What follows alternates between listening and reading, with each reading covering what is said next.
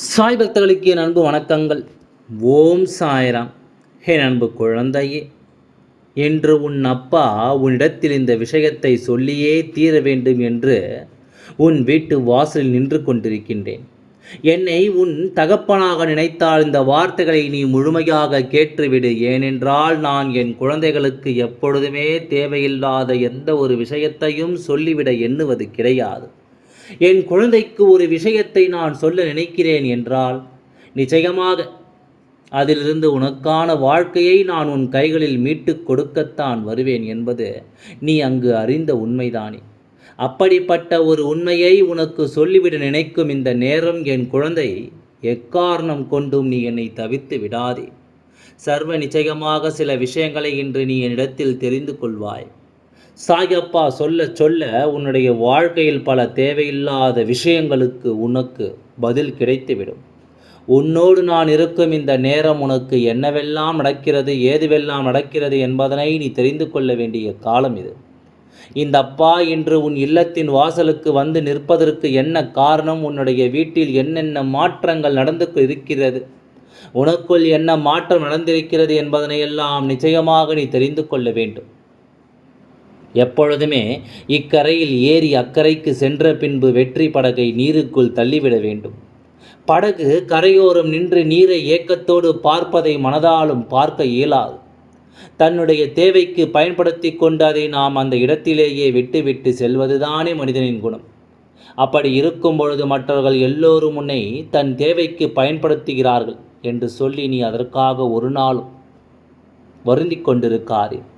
நேரம் வரும் வரை நீ காத்திரு. உனக்கான நேரம் வரும்பொழுது நிச்சயமாக இந்த வாழ்க்கை உனக்கான ஒவ்வொரு விஷயங்களையும் என்னவென்று நிச்சயமாக சொல்லிக் கொடுக்கும். மனிதன் சில நேரங்களில் கடவுளாக உன் கண்களுக்கு தெரிவான்.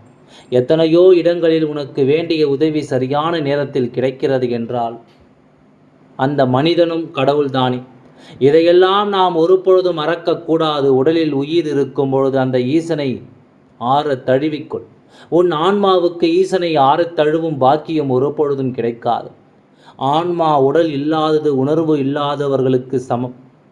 ஈசனை உணரத்தான் படைக்கப்பட்டிருக்கிறது என்பதனை புரிந்து கொண்டு ஓம் நமசிவாய என்று எந்நாளும் சதா சர்வ காலமும் உச்சரித்து கொண்டிரு. என் அன்பு குழந்தைக்கு அந்த ஈசனின் அருள் நிச்சயமாக கிடைத்து தீர வேண்டும் அல்லவா? என்ன நடக்கிறது என்பது, ஏது நடக்கிறது என்பதையும் என் குழந்தை நீ தெளிவாக புரிந்து கொள்ளும் நேரம் உனக்கு எல்லா விஷயங்களும் சரியாக கிடைப்பதை நீ நிச்சயமாக என்னவென்று உணர்ந்து கொள்ள தயாராக இருக்க வேண்டும். நான் இருக்கும் இந்த காலம் உனக்கு அத்தனை அதிர்ஷ்டத்தையும் நிச்சயமாக நல்லபடியாக எடுத்துச் சொல்ல வேண்டும். நான் இருக்கும் இந்த நேரம் இந்த அப்பா உனக்கு சொல்லக்கூடிய வார்த்தைகள் உன்னுடைய இறை நம்பிக்கையை அதிகப்படுத்த வேண்டும். தெய்வத்தின் மீது அதிக நம்பிக்கை கொண்டு சதா சர்வ காலமும் தெய்வத்தையே கதி என்று நம்பிக்கொண்டிருக்கின்ற பிள்ளைகள் வாழ்க்கையில் மாற்றங்கள் வராமல் போய்விடும். நிச்சயமாக அவர்களால் நினைத்தபடி நல்ல விஷயங்களை இந்த வாழ்க்கையில் அடைந்திட முடியும்.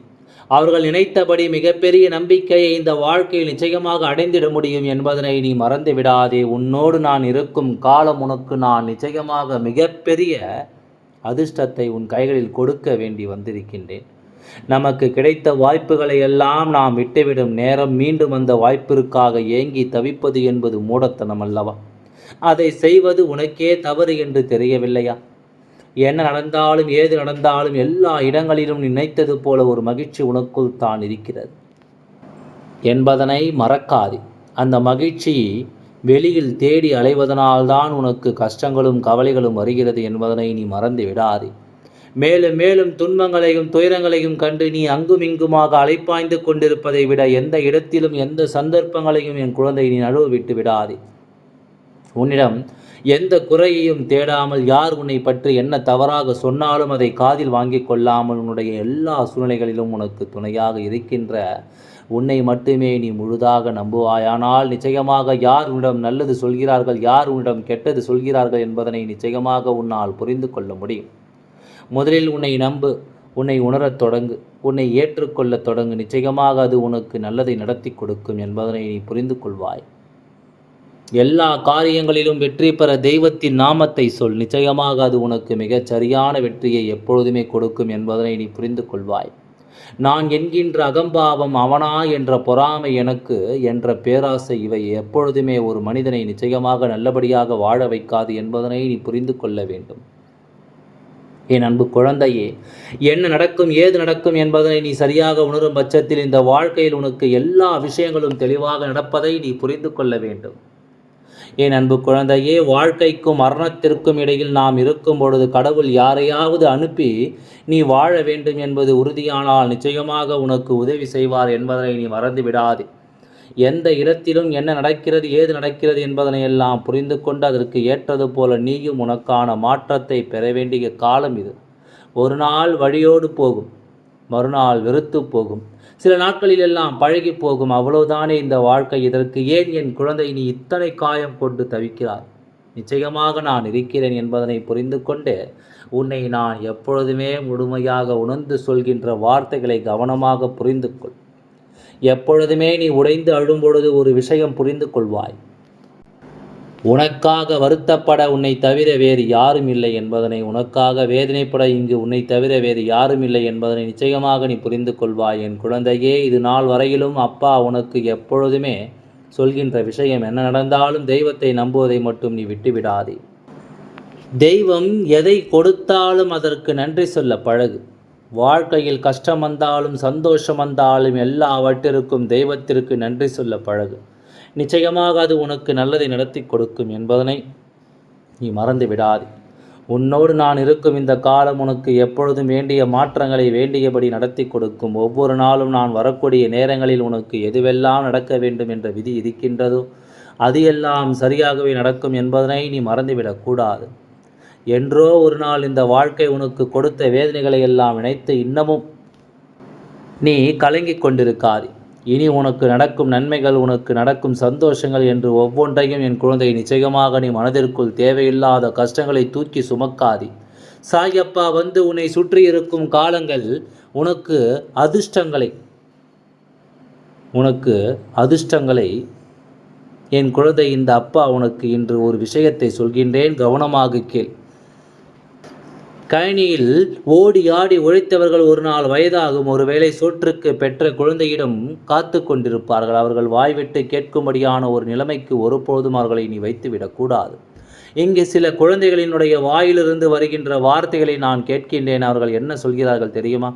நானா அவர்களை பெற்றெடுக்க சொன்னேன், அவர்கள் ஆசைக்கு என்னை பெற்றார்கள், அப்படி இருக்கும்பொழுது அவர்களுக்கு நான் ஏன் சேவை செய்ய வேண்டும் என்று சொல்கிறார்கள்.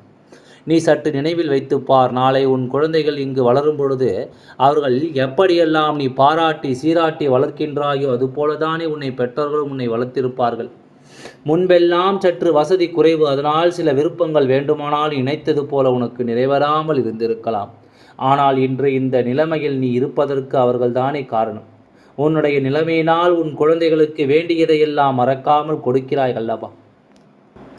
நமக்கு கிடைக்காதது நம் குழந்தைகளுக்கு கிடைக்க வேண்டும் என்று நினைக்கிறாய் அல்லவா? அந்த உணர்வுகள் உனக்குள் இருந்து தருகின்ற எல்லாவற்றையும் நீ சரியாக என்னவென்று தெரிந்து கொள்ள வேண்டும் அல்லவா? நடப்பது எல்லாம் நன்மைக்குத்தான் என் குழந்தையே. நமக்கு இது போன்ற விஷயங்கள் இந்த வாழ்க்கை நடப்பது கூட நம்மை சோதிப்பதற்குத்தான். தெய்வமும் உனக்கு சோதனை நடத்தும்.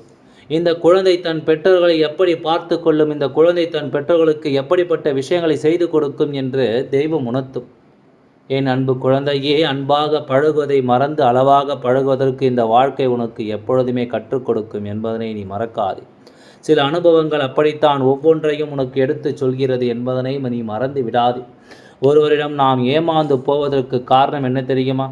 இவர் நம்மை ஏமாற்ற மாட்டார் என்ற உன்னுடைய நம்பிக்கை. அதைத்தான் எப்பொழுதும் அப்பா சொல்வது. யாரையுமே எந்த எதிர்பார்ப்புகளும் இல்லாமல் எதிர்கொள்ள வேண்டும். எதிர்பார்ப்புகள் ஓரிடத்தில் இருக்கும்பொழுது அந்த எதிர்பார்ப்புகள் உன்னை மேலும் மேலும் காயப்படுத்தும் என்பதனை நீ மறந்துவிடக்கூடாது. எதிர்பார்த்ததினால்தான் நமக்கு இந்த கஷ்டங்கள் என்பதனை நீ ஒருபொழுதும் மறந்து விடாதே. சில நேரங்களில் நீ தவறான நபர்களோடு இருக்கிறாய். அதுதான் உன் வாழ்க்கையை பரிதாபமாக மாற்றுகிறது. எப்படி தெரியுமா? ஒரு திருகாணி அதை மாற்றக்கூடிய அந்த சுழற்சியை காண முடியாமல் தவிக்கிறது. வேறொருடம் இருக்கிறது. அதாவது அது ஒரு பென்சிலோடு இருக்கிறது. அந்த பென்சிலை சீவக்கூடிய பொருள் அந்த திருகாணியோடு இருக்கிறது. இப்படி இருந்தால் பொருத்தமற்ற விஷயம் அல்லவா? அதற்கான பொருத்தம் இவர்களோடு, இதற்கான பொருத்தம் அதனோடும் சேர்ந்து வருகிறது என்றால் இது போன்று தான் பல மனிதர்களுடைய வாழ்க்கையும் இருக்கின்றது. பல விஷயங்களை நாம் இப்படித்தான் என்னவென்று தெரிந்து கொள்ள முடியாமல் இந்த வாழ்க்கையில் இருந்து கொண்டிருக்கின்றோம். நம்மை சுற்றி நடக்கின்ற பல விஷயங்களை என்னவென்று புரிந்து கொள்ள முடியாமல் நாம் தவித்து நிற்கின்றோம். சரியான விஷயங்களோடு இந்த வாழ்க்கையை நாம் எதிர்கொண்டோமானால் நமக்கு எல்லாவற்றையும் இந்த வாழ்க்கை சரியாக கொடுக்கும் அல்லவா? நிச்சயமாக உனக்கு நல்லது நடக்கும் என்பதனை நீ தெரிந்து கொள்வாய். என் அன்பு குழந்தையே, எப்பொழுதும் உனக்கு எடுத்துச் சொல்லும் விஷயங்கள் நிச்சயமாக உன் வாழ்க்கையின் மாற்றத்தை கொடுக்கும். என்னானாலும் உனக்கு நன்மைகளை எடுத்துச் சொல்லும் என்பதனை நீ மறந்து விடாதே. சில நேரங்களில் உன் மனது உனக்கு என்ன சொல்கிறது தெரியுமா? அப்பா, என்னை தனியாக விட்டுவிடுங்கள். நான் இப்படியே ஏதோ ஒரு வாழ்க்கையை வாழ்ந்துவிட்டு போகின்றேன், இல்லை ஒரு ஓரமாக இருந்துவிட்டு போகின்றேன், எனக்கு யாரும் வேண்டாம், இனிமேல் அந்த வழிகளை தாங்குகிற சக்தியும் என்னிடம் இல்லை என்று என் குழந்தை நீ சொல்வதை நான் நிச்சயமாக தெரிந்து கொள்கின்றேன். உனக்காக எப்பொழுதும் எந்த நேரம் நான் வருகின்ற காலம் உனக்கு அத்தனை மாற்றங்களையும் சரியாக உணர்த்தி சொல்லத்தான் வேண்டும். அத்தனை விருப்பங்களையும் என்னவென்று உனக்கு உணர்த்தி கொடுக்கத்தான் வேண்டும். இந்த உலகத்தில் கூட்டு குடும்பமாக வாழ்வது தேனீக்கள் கூட்டம். சந்தேகம் இருந்தால் அந்த குடும்பத்தில் ஒருவேளை தொட்டுப்பார், சொந்த பந்தங்கள் எல்லாம் வளர்ந்து ஓடி வந்து கொட்டி விடுவார்கள். இப்படித்தான் இருக்க வேண்டும். ஆனால் இன்று இருக்கின்ற மனிதர்கள் தன் குடும்பத்திற்குள்ளே ஒருவருக்கொருவர் மற்றவரிடம் விட்டு கொடுத்து விடுகிறார்கள்.